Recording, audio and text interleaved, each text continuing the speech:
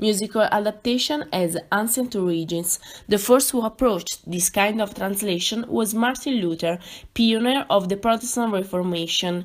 He wrote that notes, accent, and melodies were to be dictated in mother tongue. So he decided to adapt the Latin religious texts in German.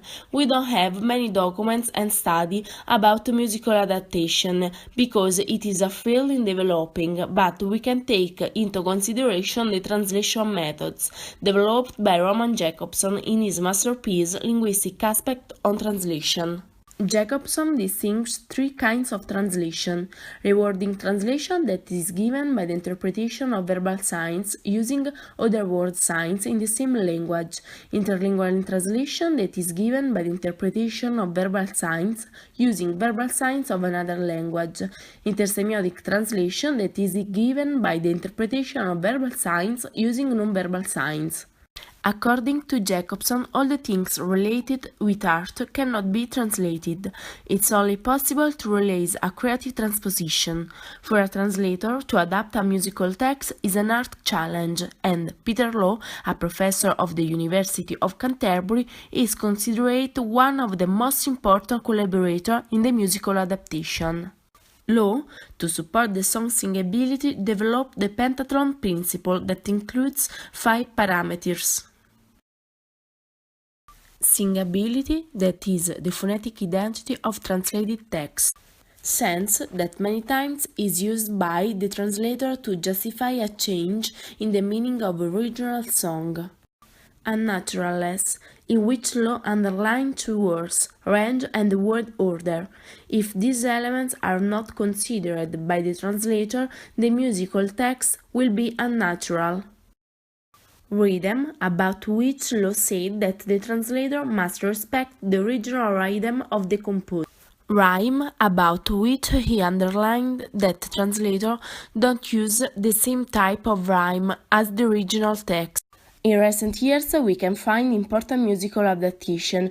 We have to take into consideration the DeAndre's adaptation of the Canadian singer-songwriter Leonard Cohen's songs. One of the most important adaptations is Suzanne. Suzanne is a real woman who has influenced the life of Cohen, and she is the reason why he wrote the song. DeAndre decided to adapt this song because he considered Suzanne very mysterious. Between the original song and the adaptation, we note that there are many differences. If Cohen defines Susan crazy half, DeAndre translates this phrase with "Sì lo sai che è mezza pazza," and he referred to an existential sadness. DeAndre considered Susan as a mysterious object, a maid that gives the ability also to the protagonist to feel free and then to be able to reflect without the fear of being judged.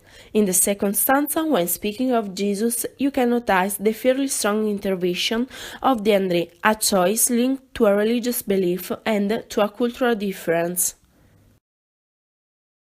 That's why, if for Cohen Jesus is almost human, for DeAndre Jesus is abandoned and more human.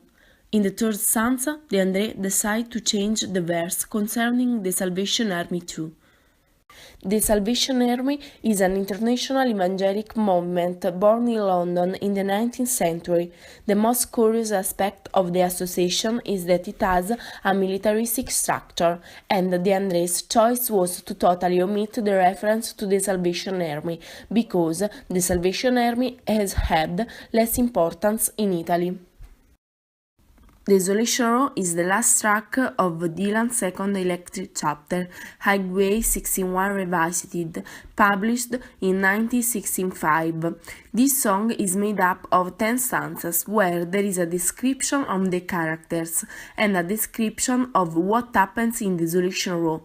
Thanks to the analysis of Andrea Podestà, it's possible to observe some differences between adaptation and song. In DeAndre's adaptation, the title is translated as Via della Povertà. He maintained the original structure and the 12 stanzas of different length, but DeAndre eliminated the 6th verse.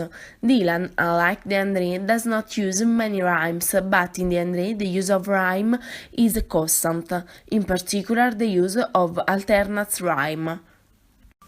In both versions, the row indicates the characteristic of its residents, but in the version of Dylan, the term desolation is a guide term to understand the meaning of the song, the description of a society where the moral poverty is interlaced with an economic poverty.